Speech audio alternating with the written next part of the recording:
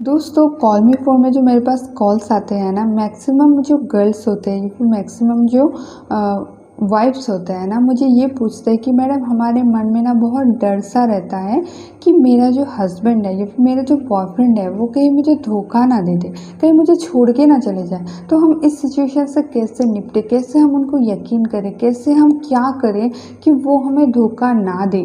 तो दोस्तों आज मैं आपको बताऊंगी कि किस टाइप की औरत को, किस टाइप की गर्लफ्रेंड को, किस टाइप की वाइफ को हस्बैंड लोग धोखा देते हैं और किस टाइप की गर्लफ्रेंड या फिर वाइफ को हस्बैंड लोग या फिर बॉयफ्रेंड लोग धोखा नहीं देते हैं। ठीक है, अगर आप ये चीज़ अच्छे से समझ जाओगे ना, और अगर आपके अंदर वो वाले गुण हैं जिससे कि सामने वाला धोखा दे सकता है, उसको आप चेंज कर दोगे तो सामने वाला आपको कभी धोखा नहीं देगा। तो बहुत ही ज़्यादा इंटरेस्टिंग और इम्पॉर्टेंट साइकोलॉजिकल फैक्ट्स के अकॉर्डिंग ये वीडियो है।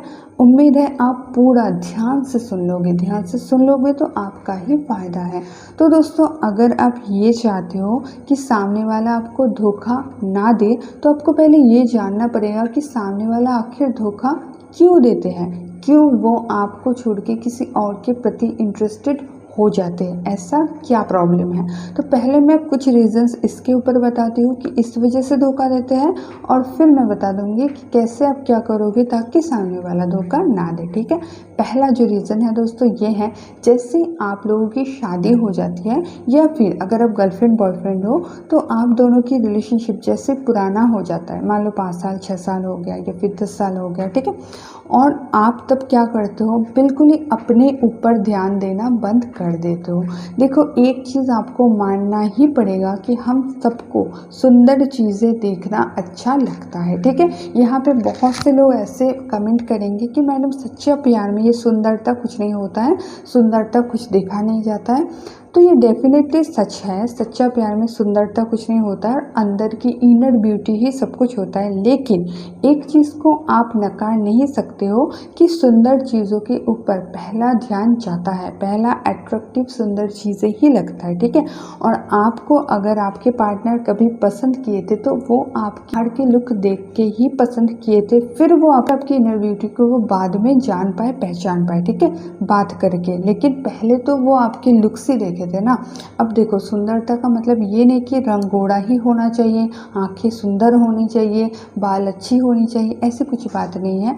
अगर आप जैसे भी आपके लुक हो उसको आप सही से रखते हो, खुद को मेंटेन रखते हो, वेल मेंटेन्ड रखते हो ना, तो आप ऑब्वियसली खूबसूरत लगोगे, चाहे आप कैसे भी दिखने में हो। ठीक है, और गॉड का जो क्रिएशन है ना, सभी हम गॉड की क्रिएशन है, तो हर कोई अपने आप में ब्यूटीफुल है। तो कभी भी खुद को छोटा मत समझना, खुद को नीचा मत आंकना। बस आप अपने ऊपर जो ध्यान देना, काम करना बंद कर दिए हो, अगर ऐसा करोगे तो सामने वाला क्या होता है ना, बोर हो जाता है। इसको आप नकार नहीं सकते हो। मैं आज आपको मीठी मीठी बातें बता सकती हूँ, लेकिन इससे आपकी कोई फ़ायदा नहीं होगी। इसलिए जो फैक्ट है उसको आपको समझना पड़ेगा, उसको आपको एक्सेप्ट करना पड़ेगा, तभी आप कुछ भी गोल हिट कर पाओगे। तो पहला क्या है, आप अपने आप को मेंटेन करना अगर छोड़ दोगे, जो भी औरत, जो भी गर्लफ्रेंड या फिर जो भी वाइफ लोग अपने आप के ऊपर बिल्कुल ध्यान नहीं देते, बिल्कुल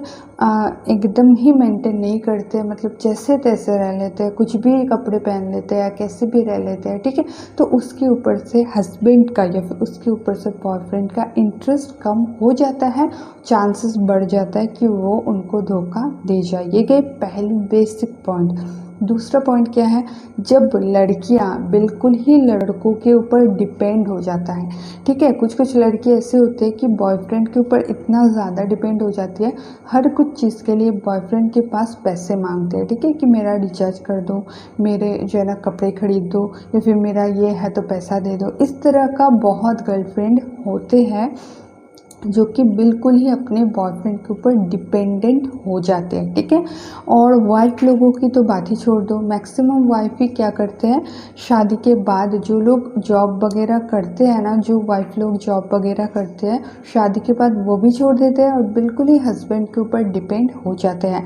तो इस तरह की जो औरत होते हैं, फिर इस तरह की जो गर्लफ्रेंड होते हैं, लेडीज़ होते हैं, गर्ल्स होते हैं, तो धीरे धीरे क्या होता है, लड़के लोग इनको बोझ समझने लगता है। ठीक है, तो आज की हर बातें आपको कड़वी लग सकती है, और इसके लिए मैं आपको पहले ही बता चुकी हूँ कि मैं आपको मीठी मीठी बातें बोल के आपको भटकाना नहीं चाहती हूँ। जो सच है वो सच है। तो धीरे धीरे क्या होता है ना, सामने वाला आपको बोझ समझने लगता है, और इस वजह से उनको आपके ऊपर से सारा इंटरेस्ट ख़त्म हो जाता है। आप खुद सोचो, अगर कोई आपके ऊपर फुल्ली डिपेंडेंट हो जाए, बोझ बन जाए, तो आप कब तक उनको झेलोगे?